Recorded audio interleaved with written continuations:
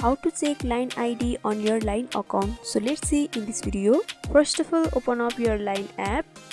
After that, in the right upper corner you can see the settings like options. Simply tap on that and tap on the profile option over here, and here you can see the ID option. Since I have already created my ID, I am able to see my ID here. If you haven't created your line ID, then you won't be able to see the ID. I have made a video on how to create a line ID, so you can check it out and create your line ID easily.